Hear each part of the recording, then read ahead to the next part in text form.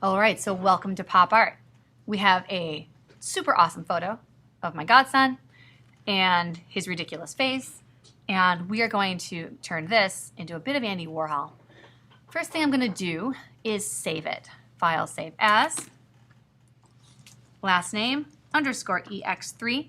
A couple of you guys named things incorrectly for the second assignment, and that makes, I can't find them because they get lost or if they're not in order. So please make sure that you're using just your last name, not your first. We don't have any duplicate last names in here, so we're okay. And then hit save. And we want to save it as a PSD because we're going to have tons of layers. Now, Andy Warhol worked in a variety of aspect ratios, and I'm going to show you one way to make it into a square. I think in this case, a square would work great. So if you grab the crop tool, you'll notice that you get this little like dotted line that goes around it, and then you get these little arrows at the corner, meaning you can crop it, okay? Whatever's inside of this area will remain, and whatever's outside, you will crop away. But I want to change it from unconstrained up in the option bar to a 1x1 square, and then see how I can work the head in there. And that works pretty good. Again, we are going to get rid of everything in the background, so it doesn't matter what's in the background. We're going to mask all of that out and just keep the face. So I like this, and I would say get pretty close to your face so there's not a lot of weird negative space. And also you can see a lot of the fun details like the lipsticks and the different drawing and lines that we're going to add to the face. Now, check out what's happening over here in the layers panel. It's giving me what's called a crop preview, right? So I still have, if I hit escape, I still have a locked background layer.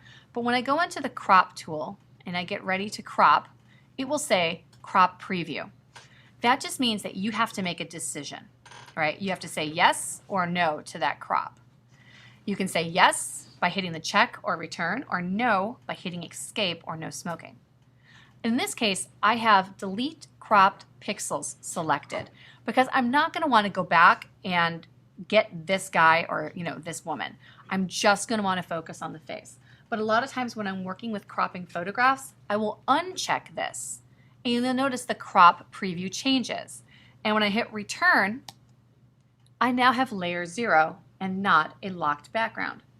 And that's because if anytime during my editing I want to reveal the stuff I cropped out, with this unchecked, I can. I can go to Image, Reveal All, which is cool. And again, when I'm working with editing photographs, I normally do that. In this case, I don't want what's behind him. I just want this kind of close-up of his face. So I'm going to hit Delete Crop Pixels and then Return. I still have a layer 0, but if I want that to be a locked background layer, I can go Layer, New Background from Layer. And then that gives me those pixels locked on an italicized background. Okay? And then I'm going to duplicate that because that's how I roll. All right. Now, we are going to make it black and white. Yes. All of my videos have that cart sound. That cart sound is free. You don't have to pay for that. Okay. So I actually looked at the clock and I was like, should I start this now? Or should I give it 5 more minutes? It's all right, free cart. So let's go to the adjustment panel and grab second row, third one over, black and white. And we've got options here for changing the values, right? Make sure that, it looks kind of the way you want it to look.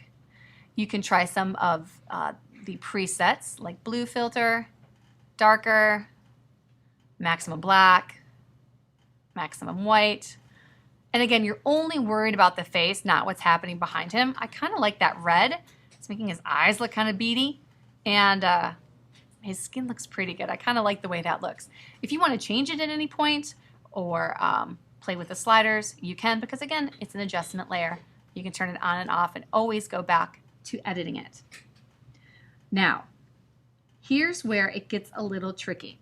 Oh, before it gets tricky, you can also add a levels layer if you need to adjust the contrast. In this case, I think it looks pretty good, so I'm just going to make a little bit, I'm just going to add a little bit of contrast to kind of darken in his glasses and his eyebrows. And now what I need to do is I need to make something called a stamp visible layer, right? Because I need the information from all of these layers to be on one new layer. So I can't just work with this layer or work with this layer or work with this layer. I need this information all on one layer. And what you could do is, in a very destructive way, go to layer flatten image, but we're not going to do that because then you can't go back and make any changes to your adjustments. And the way that we're setting up this file is that it's completely a non-destructive workflow, right? Meaning, if I want to go back a couple steps, I have that option. So we're going to use your favorite new shortcut called Stamp Visible. And it's not in the menu anywhere, so you kind of just have to memorize it. It is Shift, Command, Option, E. That's it? That's it. Shift, Command, Option, E. So it's almost every single finger that you have. All right. So I'm going to turn that off. And notice I would only do Stamp Visible, so I can leave that there. Shift, Command, Option, E. Oops. And what that will do, we'll take the information from this layer, this layer, this layer, and this layer, and put it all on one layer. And you can see that when I turn the eyelids, the eyes off, I have this Stamp Visible.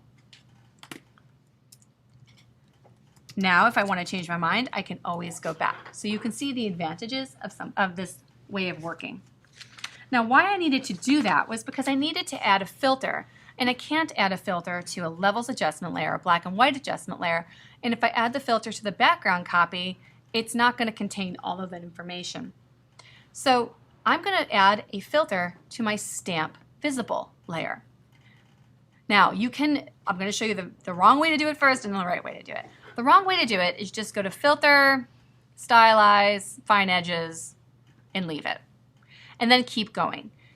Once you keep going, you can't go back and change the way this looks. You're stuck with it because that filter is now stuck, totally applied to that layer.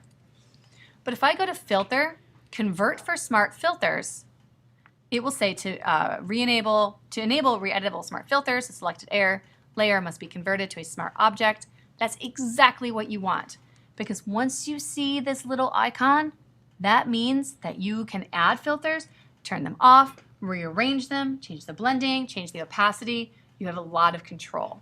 So that is under Filter.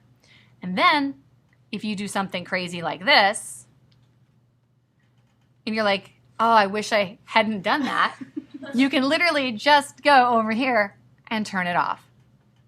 So you see how it has given us a layer mask and the list. It will give us a list of filters. So let me add a couple more terrible filters on there, like zigzag and, ooh, how about wind? That's a terrible one. Let's just make that, okay? It's just, and a lot of times when people start, they do this. They're like, oh, I just want to add everything. Well, it's a terrible idea, okay? Now it looks like you have a Richter painting. It's terrible. But you can see that it's listed over here. You can change the order, which will also change the way it looks. If I put sphere eyes up at closer to the top, it will re-render them. Or I can do things like grabbing and dragging to the trash. And that is a winner. Or just turn those eyeballs off. So let's talk about a smart object layer for one more minute. I'm going to duplicate this layer and I'm going to rasterize it, which means change it from being a smart object back to a normal pixel layer. And I'm doing this just for a demo. So I'm working with this image and I say, well, I think I'm going to make it really, really small. Okay, I'm going to hold on the Shift and make it really small. And then I'm like, no, I need it to be really big. That's what happens to it. When you transform a layer that's just rasterized or normal pixels, that's what happens. Let's try it again with this one that's a smart object. Command T will give us the bounding box and allow us to hold down the Shift, make it really tiny, Command T to do it again. And you notice the difference? A or B. So that's another reason to work with smart objects if you are transforming them. So we are going to be working with this. We went to Filter, Convert for Smart Filters. It is now a Smart Object layer, and we'll be adding the first filter, which is Stylize Fine Edges. Now, I personally think that that is really too aggressive. So you can double click here on the Fine Edges. I'm sorry, it's right there on this little arrows. And you can change the blending options for just that filter, which is so cool, right? You can change it to multiply. I kind of like the way that looks. Soft light, overlay. Overlay looks kind of cool. And then you can also change the opacity.